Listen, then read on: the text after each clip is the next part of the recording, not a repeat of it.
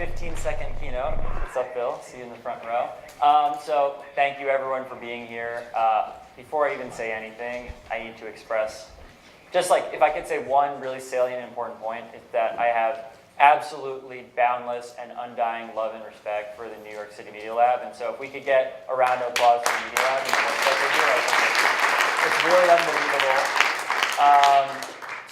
So I've had the privilege of working with them for a bit now. I think they're absolutely instrumental to the community here. In my past life, I was leading VR and AR investments for Samsung Next, which is Samsung's software and services innovation group. It's a global organization, but I was based here in New York. Really over a year ago, we invested, and I guess I have to stop saying we now, but they invested in a company called Spatial, which at the time was a stealth company under the radar. It was founded by two folks, Anand Agarwala and Jinha Lee. And both of them, I would argue, although I have to be sort of cautious in a room like this because people will think I'm putting up fighting words, but I would say at least among two of the best 3D interface designers in the world. Anand invented something called Bump Top, which some of you may have been familiar with from about 10 years ago, which really pushed the thinking, even right as mobile was taking off, around how should people be able to interact with information as if it was really there. And he sold that company to Google, gave a really viral TED Talk, which you can still see online, about Bump Top, and worked at Google for a while. Jinha Lee, who has been named by Fast Company as one of the 30 greatest living designers, one of the best innovators alive at the MIT Tech Review. Jinha used to be a rock star at the MIT Media Lab. He was in Hiroshi Ishii's group. And funny enough, Jinha, he had to, for his military service, go back to Korea and sort of through a funny thing, ended up working for Samsung for his military service. Became a really prominent designer at Samsung. And Jinha also gave maybe one of the first TED Talks ever on augmented reality. They had been total sort of pioneers in the area, and when the HoloLens came out in 2015, they kind of realized that this dream they had for augmented reality. Jinha had created a TV that you could literally reach inside and interact with the pixels and information, was no longer a pipe dream or a prototype, but actually evolving into a product that consumers and enterprise could access. And so they basically went through a question of first principles saying AR, what is it good for? Because that's kind of the question that everyone is trying to figure out. And they sort of settled on one key principle, which is that AR lets you see what isn't really there. And then they talked to people and said, well, what is the thing you really want to see? And one of the answers that kept coming up was other people, telepresence, the ability to be in two places at once and see other people. And so I think it's in the deck, but I want to show you a quick video, and then I'll go back, do further introductions, just about what Spatial is, if this plays. And then I'm going to bring everyone on, and we can have a really rich discussion. What if there was a better way to collaborate? A better way to build and work together? A way that brought us closer, as if we were sitting next to each other, face to face. What if our creativity could burst to life in the space around us? Spatial is a collective computing environment that lets teams visualize their thoughts in the room around them. So whether you're on a desktop computer or scribbling notes on your phone, all your digital devices are seamlessly tied together into an infinite workspace. You can manifest your ideas before your eyes by just saying them, and in a click, expand them with the power of all the world's information. Using augmented reality's infinite canvas, pixels become tactile, letting you manipulate them like clay. Hey, buddy. We believe digital and physical worlds should live in harmony together. You can sketch ideas out on paper, or have them exist digitally.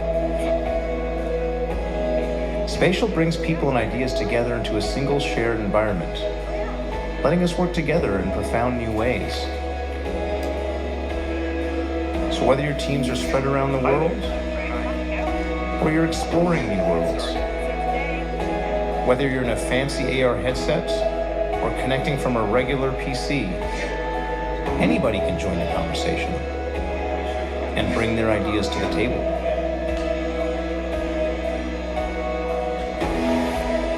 In in 2D or 3D, from home or work, beyond the confines of space and traditional computing, we can work together in ways we never thought possible,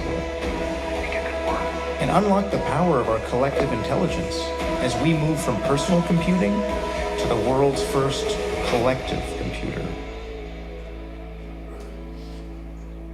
Welcome to the future of collaboration. Okay.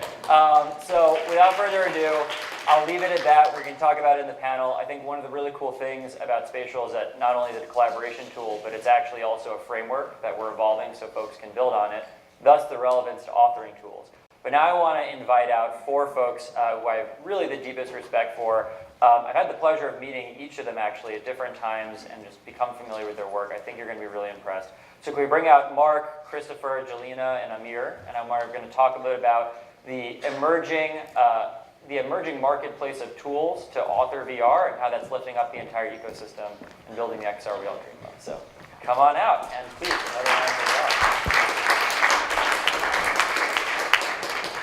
Okay, so I want to make sure I'm going to give each person the opportunity to introduce his or herself. And I think, I'm just trying to get a sense, is that you started Live CGI? Yeah. Beautiful. So I'm going to pass it over to Live CGI to talk about what they do. Each of them is going to explain a bit about their work, and then we're going to dive into a really interactive conversation. And we're going to leave time at the end for questions. So, if in the last 10 minutes you have one, I don't know if we have mics going around or stands, but we'll make sure to get to you. And I'm excited to hear your thoughts. So, lead us off. So since I'm the first one to talk, I'm going to give a quick introduction. My name is Marc Rowley.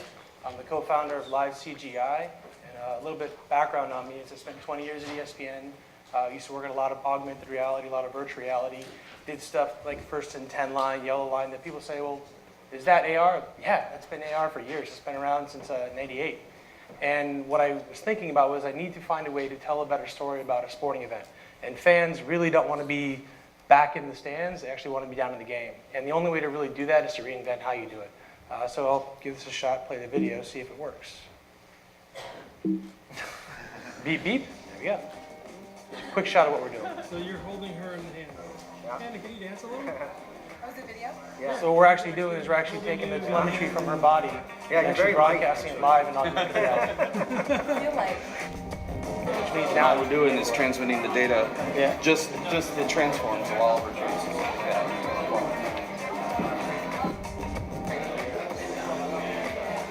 it works. I'll walk around a little so you can see the movement. Just real like freeze frame. Yeah. It's just, oh, I like that. Do that again. That was cool.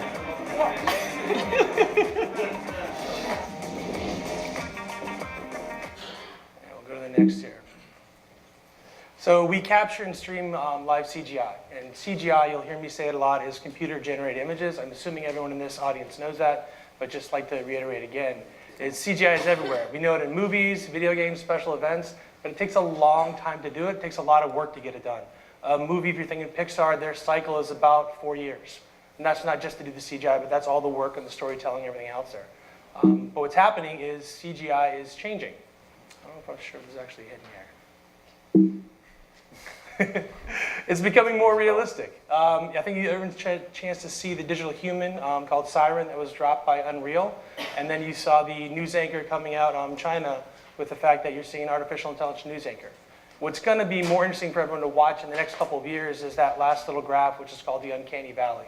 If you don't know what it is, take a moment, check it out. It's that moment when you're looking at something and your brain tells you it's real or it's not.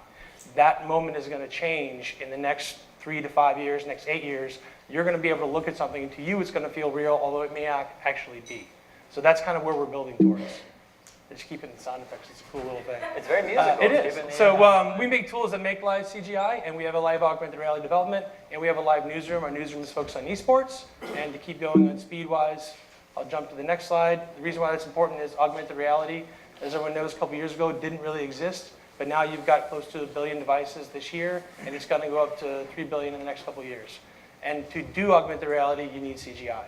And from our perspective, if you want to be at a sporting event, you want to be something that's down on the floor, you actually need that ability to do it live. So Amazing. And that's what we do. If you want to check it out, we got videos. Hi. Hello. hi. I don't have any visuals for you, so I'll be talking. I do creative research at CGUI lab at Columbia University, and I teach classes with computer science graduates. And I'm not a computer scientist, so that's kind of an interesting play we have in the School of Engineering at Columbia, where a non-scientist is fully teaching grad level class on AR and AI. So kind of projects that I'm working on right now is to understand where do we take AR next. And one of the ideas that I had, I felt that it was quite, oh, here you go. It's up. Okay, awesome. Yay. Okay, good. Thank you. All right, so basically we are creating a software that's called iBegu. What I realized is that you're talking about like producing content, and there's not much of a kind of platforms to bring people who need to work together in that space, and especially writers. How do you write inside AR where you need to incorporate AI? Really, that's the goal that we're trying to have here, is to say, how do we generate stories where AI is incorporated in AR? And dialogue tree platforms that exist out there, a lot of them are really with like one or two conditionalities. And if you're really working inside what I call spherical narrative formations, you need to make 1,000 stories into one. And sometimes AI really needs to help you also to generate the content as well. So we don't have a dialogue tree to do that. We don't have a platform to do that. So what iBegu is supposed to be doing, and we're going to be launching it in January, is to create that space for you. Amazing. Cool. On to Christopher. Hey, I am Christopher. I am the co-founder and CEO of Geopipe. You saw a bit of a spoiler of my first slide there, so just imagine that until that pops up again. There we go. Thank you. So I'm a computer science PhD graduate of these hallowed halls that we're in now from NYU. And about 5 years ago, actually, while I was still doing my PhD, a longtime friend of mine that I've known for now about 15 years and I were both independently working on personal projects in the gaming space, where we wanted to take basically the real world and be able to perfectly copy it into virtual space so you could play in it. In my case, I was interested in Minecraft, and I wanted to copy New York City into Minecraft. Unfortunately, I also didn't have the time to spend years hand copying every building and every tree and every street in New York. And my co-founder, who is a longtime fan of Lego, wanted to take real skyscrapers and turn them into simplified Lego models that still visually represented that same skyscraper to you, where you would look at it and say, oh yeah, of course, that's the Flatiron Building, that's the Chrysler Building, simplified down to 100 pieces. And we both found that we could take a 3D model and turn it into a video game world. That was not a particularly interesting problem, but there was a much, much bigger problem. We couldn't really get 3D models of the real world in the first place. We had thought naively that we could go to some of the very well-known existing tools out there that have 3D models of some sort and just pull those out. We found that, no, we couldn't. Those tools have very strict technical and legal restrictions that prevent you from getting the 3D models. And even if you could, they, for lack of a better term, are kind of dumb models. They do a great job of showing what the world looks like, but for gaming and AR and VR, you need to go a little bit further. You need to know what's in the world. You need to know that, say, a window is made of glass, so it'll be transparent, so you can look through it. So it'll reflect the sunlight at sunset, so it can break if you have to go through it. You need doors that open, trees that lose their leaves in the winter, water that is flowing liquid. And we, as computer scientists, realized that it was now possible with the advances that have been made in things like deep machine learning, in computer vision, to look at raw data about the world and teach computers to create these 3D models. So that is what we created with Geopipe. We've been around for a little over 2 years now, and we've been helping users in the gaming space, in the AR, VR space, even in a little bit in the training simulation space, take the real world and copy it into the virtual world. So this is a screenshot from a Unity plugin that we just created that I'll be demonstrating at a workshop today, if you should happen to stop by that. Just to give you a little idea of what's actually underneath there. Okay, so we have worlds that look like worlds, but where the roads are roads, the trees are trees, the buildings are buildings, and you can interact with those models, or actually get that underlying data. And we found that that's an ongoing thread that we've heard in the gaming space, in the AR and VR space, that having rich data, whether that's data about what exists in the world, or whether that's data about other things like user behavior or some kind of information you want to overlay on the world, is what's really valuable today. And finally, I was able to eventually, with Geopipe, take New York and put it into Minecraft, so you can build your own building in New York City. Thanks. Awesome. Lastly, Jalina, please.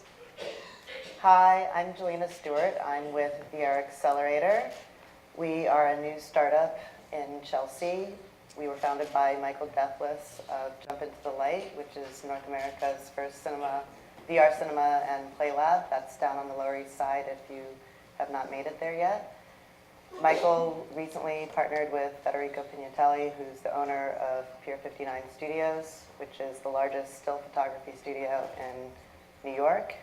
We have 110,000 square feet, 11 stages, and we are building a volumetric video capture studio. So, we are looking to create new dimensions in studio space. We will have volumetric video capture as well as motion capture. We'll have a Vicon system. We've been talking to Marc, Live CGI, to lead us on that. We also will be creating static holograms as well as dynamic ones. So we'll have holograms that can move and holograms that can just interact as avatars. So Pier 59 also has a modeling agency. They have a full ecosystem, and we are going to start by scanning the models. And we recently did a partnership with Snapchat. They are launching a TV show called 3018, and we did a segment for them on the future of fashion and with our avatar models and what are they going to wear. So we are working on developing AR and VR partnerships for, across all areas for this. And that's us, VRA. Amazing. Thank you. I should also say that 3018 was definitely like one of my favorite memes of this year. I know it's been a long year, but that was a good early one. Okay, so people are doing different things. We're all under this broad umbrella of authorship, and so I want to kind of try and, I think, tease out some of the really key points. One of the threads going through some of the work that some of you are doing is on the idea of live capture of elements of the real world, right? Be it human beings or be it the world itself. And so I want to begin with a reflection and then get your thoughts on this, which is that there are sort of two evolving, or maybe like three evolving methodologies. One is you can create sort of like somewhat expensive places, like a volumetric capture studio that people can go and scan themselves. On the other end, we're seeing the emergence of sort of handheld solutions, Radical here in New York being one, and people have done experiments with 6D to like scan in objects. And then maybe somewhere in between is leaning more on simulation, where you're not even necessarily getting that much data about the real world, but you're simulating what it might look like. So for folks in the audience who are sort of interested in using some of these tools, like in the near term, which are most accessible? Which do you think will be most relevant? And where do you think those three streams go maybe over the next 5 years? What do you think is going to be the sort of more dominant methodology that people are going to get used to in terms of authorship? And by the way, just jump in. I like keeping it informal if anyone has thoughts. I can start by jumping in there. Like I said, my background comes from the sports world. When you're in the sports world, it's got to be highly accurate. It's got to be right there. It's got to be dead on. But when you're in the esports world, it's avatar land. That's where everyone lives right now. So in that pseudo simulation environment, that's where kids grow up right now. So the way I look at it is, when you're born, you think about things in three-dimensional space.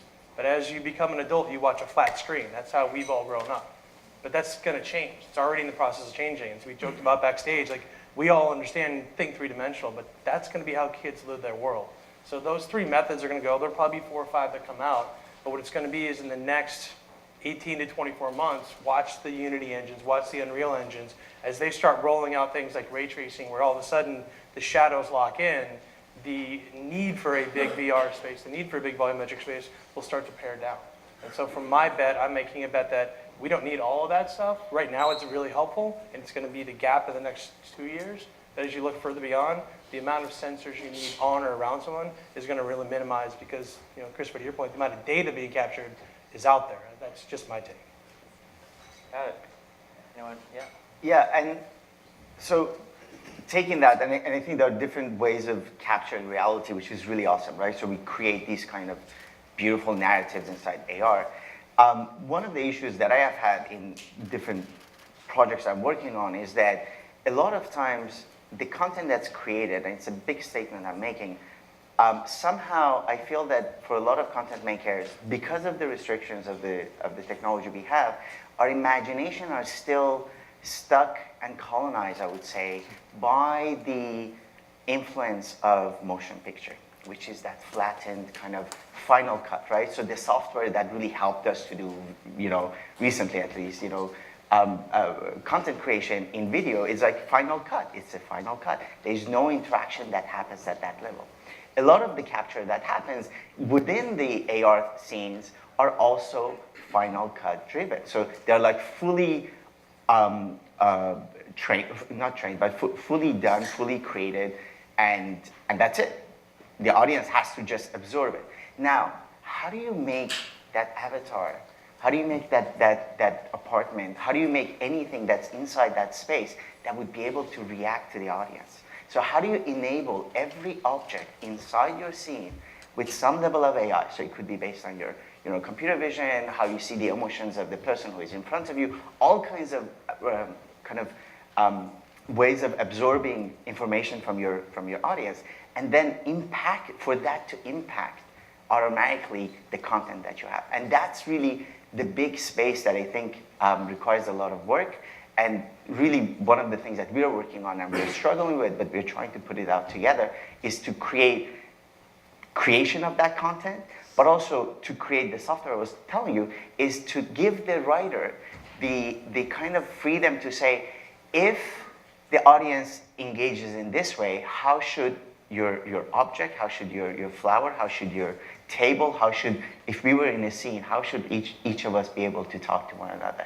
And really recreating that's really the next stage for AR, because otherwise we're going to be always colonized by what I call that technology of the 2D. Interesting.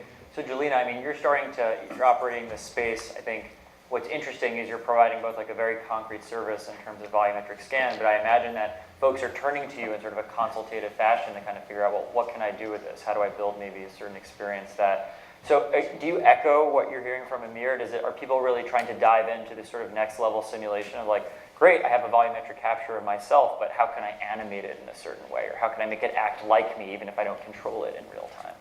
Absolutely, and that's part of it. Whether you're going to animate it or have it be static, people are looking for use cases, and video games and entertainment are the low-hanging fruit, but health and education are really where it's probably going to go and where it could be a great service. Absolutely. And are you feeling the same way? So people see your software, they're like, okay, I can build out an entire city, but now what? Right. Definitely. So it's about the flexibility. It's about the fidelity of the virtual model. They certainly want to start with something, and we've found that for the most part, increasingly people are asking for something real, whether that's avatars that look like actual sports figures, if that's people who are looking for the layout of the real world in all of its detail and all of its messiness and all of its complexity. And then they do want to take that and they want to do something more with it. They want to be able to put their own environment in it, their own interiors, maybe their own behavior, their own traffic, their own experience of some sort. Makes total sense. And so how do you balance that in your tool, for example? Because listen, we have a broad audience. I think some folks are thinking about this from a consuming your tool perspective, but I think another part of this is there are a lot of folks, even in New York, that are trying to design tools of their own. And so I think you're talking about a delicate balance of how do you try and build, like, if you want to build from the Final Cut or something that is that expansively useful, how do you balance that with sort of these very rapidly emerging sort of niche needs of all these different customers? How do you balance the two? And maybe you could speak to this as well. I think you're seeing it on the same side. Yeah, I think the thing that Amir said that you always have to remember is all the technology in the world is cool, but without a good story, it falls flat. So you need a story. So when I saw what Jalina was doing, I'm like, this is cool. They're creating the ability for people to come in and tell a story. And that's when you start seeing technology evolve. Like, hey, I made this widget. Well, but the widget, what does it do? And how do I interact with it? And all those questions. So if you're building a tool, if you're thinking about it, focus on the story. What is the story? And don't think about at the baseline of what utilities do I need to add into it. Start with what the consumer wants, build that storyline, and it becomes easier. And that's where we started. I was focusing on sports. I had a meeting yesterday. A friend of mine works in a healthcare company. He's like, we want to use it for doctors to do live demonstrations. And I was like, I guess you could. I don't know why you'd want to do that. And then he told me this whole use case, and I was just blown away that it was a story I wasn't aware of. So I think when you start telling people the tools are and you give them a concrete story that they can follow, I think that's where I'm seeing that change, at least from my perspective. It makes total sense.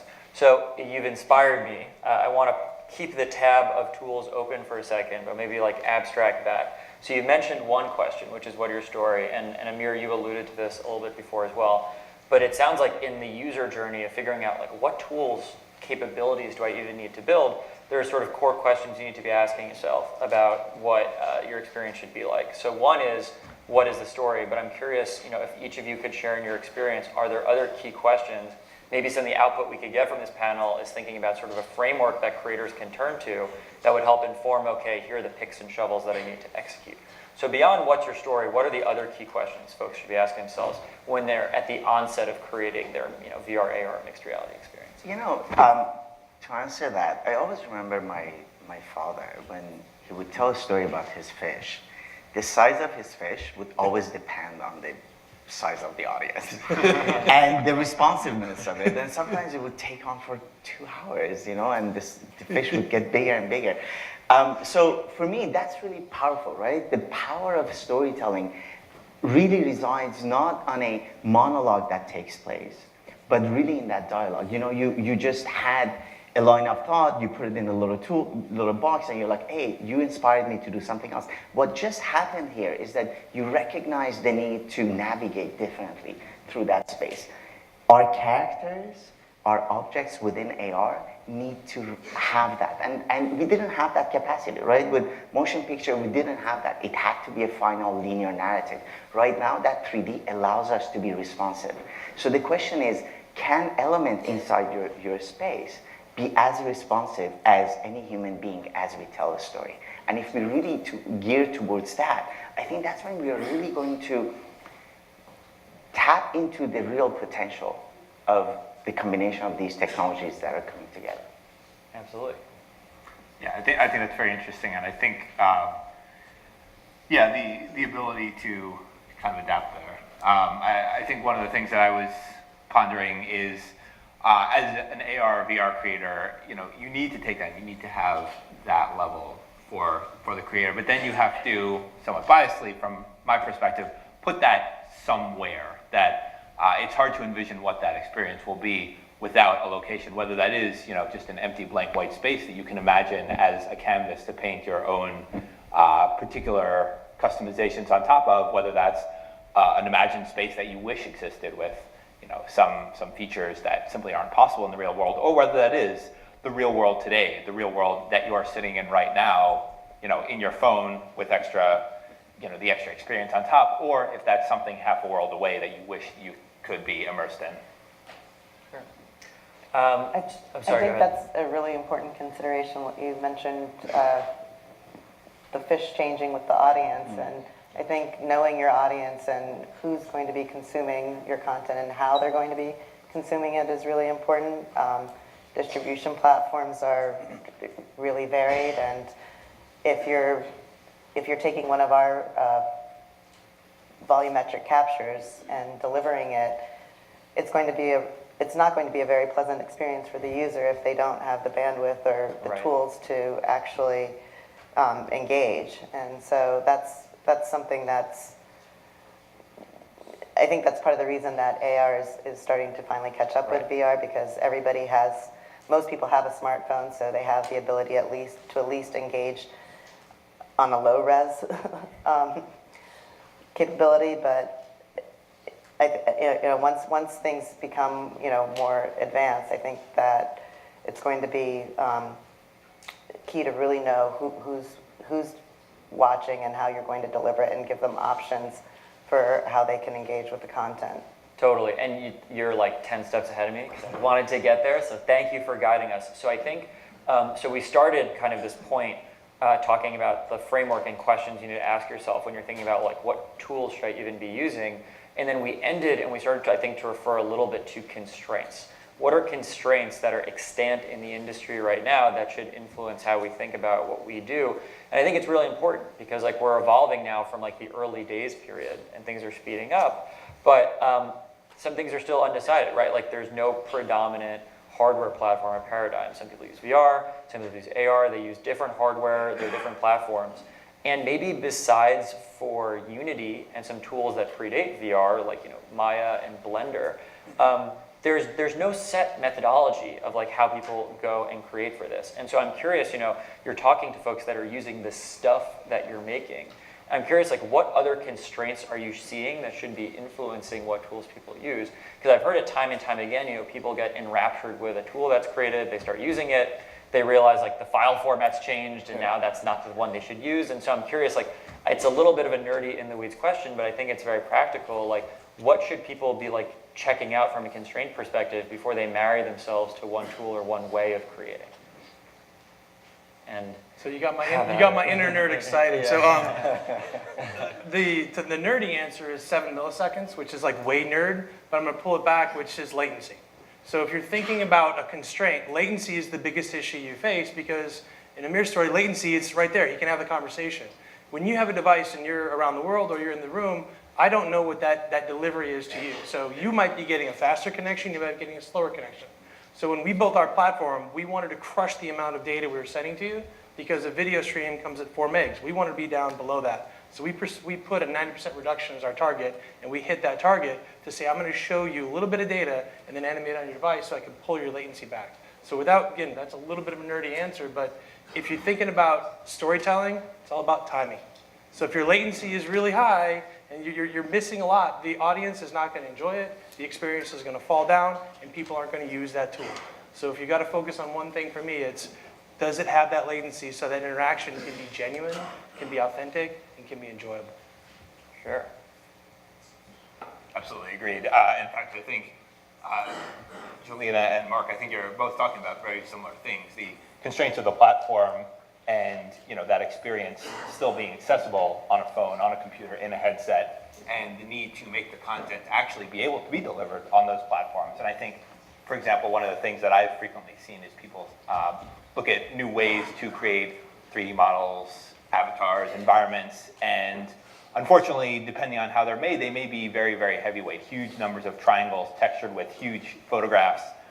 And you simply, number one, can't transfer those to a device fast enough for the user to be able to interact with them, or the device doesn't have enough power to render that with a frame rate that will give you a 7 millisecond latency. And coming up with ways to represent that same depth of experience, but with lighter weight content, lighter weight models, some kind of approximation, or having some kind of intelligence be able to, on the device or elsewhere, upsample that experience in some way so you can experience it no matter what device you're on with the same responsiveness and the same fidelity and the same immersion. Cool. So I'm going to quickly synthesize for a bit. I see we have about 5-ish minutes left, so I want to turn it over to the audience for a second, but just to lend some context. So we started out talking about, and I think we heard, a couple of things. One, that there are sort of, at least on this panel, there are sort of 2 real areas of focus, which is, one is how are we essentially taking data from the real world and creating something that we can experience in a virtual augmented environment from it. And I think, to Amir and maybe some of the framework of Spatial's point, there's also a broader question of, what are frameworks and ways that you think about creation that enable you to leverage those tools to create experiences that actually gel with people.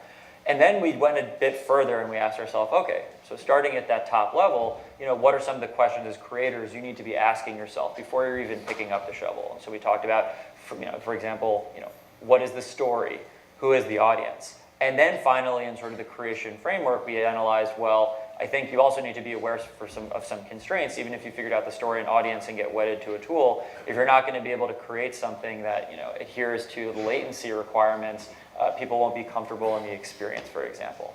And so I think if you walk away from this, hopefully you have somewhat of a better way of thinking about tool selection and what's out there. I want to turn over the audience now, just in case, and there's a lot to talk about here, so I'm sure I've missed a lot. If anyone has any questions that they want to ask directly, and I think we have on the right over there, there are two of them. You could sort it out between the two. Could you just also say who you are, where you're coming from? Okay. Question for Marc.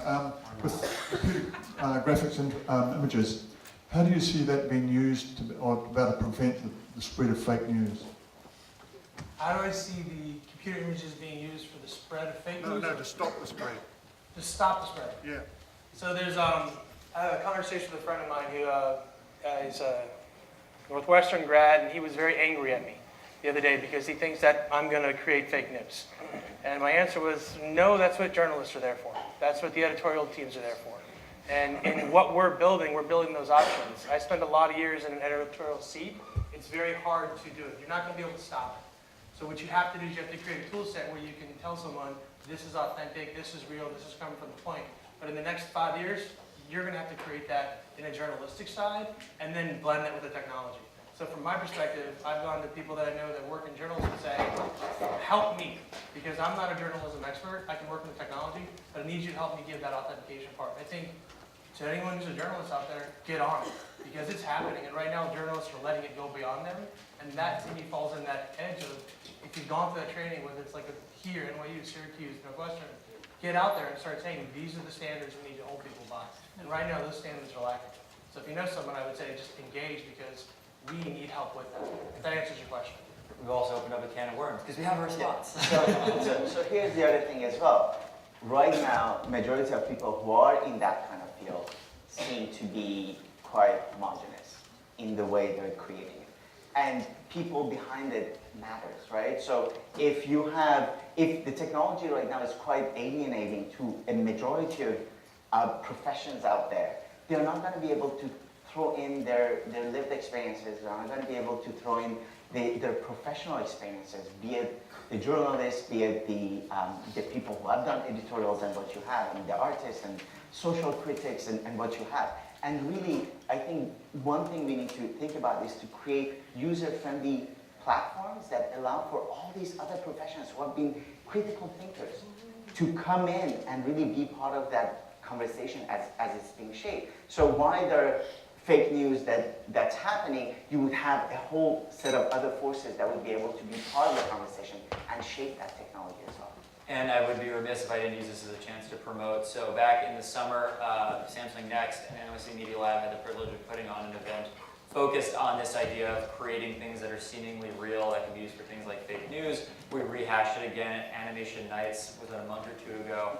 And I'm not going to repeat the brilliant words that you said, but I'll also note that on the tool side, just because it's relevant in this conversation, there's also a whole new emerging field of creating tools for the detection of fake news, right? So this thing works a little bit dialectically. So for example, I remember there was one research project, I'm forgetting, partially out of Cornell maybe, that was using blink detection. So maybe you create a volumetric, super high resolution image that looks like a real person, but if it's not blinking the right way, can you figure out it's not real and automate the process of trying to sort out what is fake and real. Anyway, there's content that's being created on that from those events, so keep your eyes out for the internet. I think we are out of time. I don't even know who we have. I can have one more question.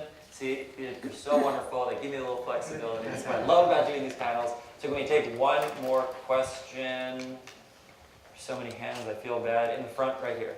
Yes, you. And if you could just say who you are. Yeah.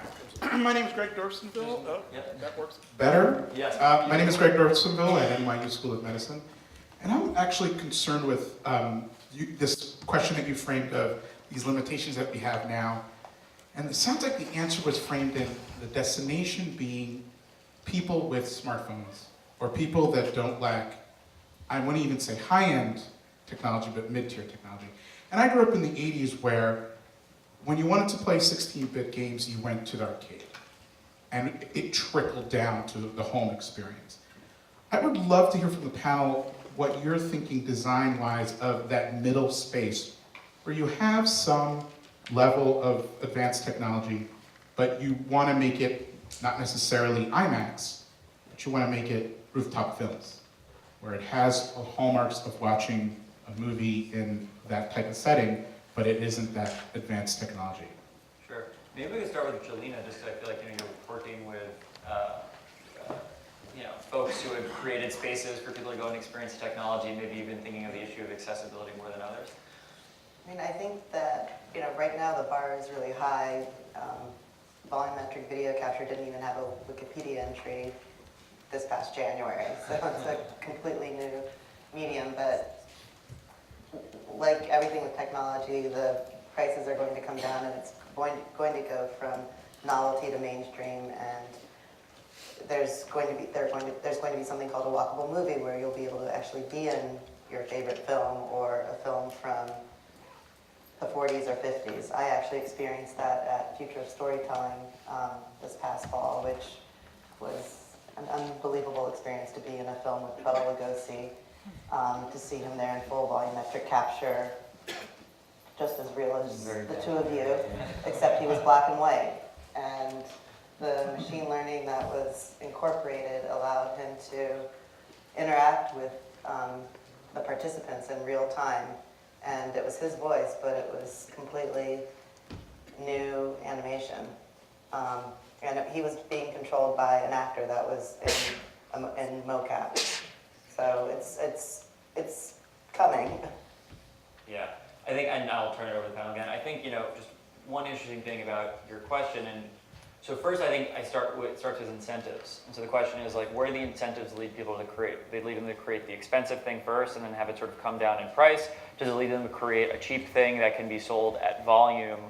It usually doesn't incentivize people to create in the middle, because it seems like from either direction the expectation is something will evolve there. And so this idea of like the Tesla Roadster approach is becoming very common, where it's like, I'm going to build the really expensive one that no one can afford first, but then because I do that, eventually, 5-10 years later, I can build one that everyone can use. And that's been true of cell phones too.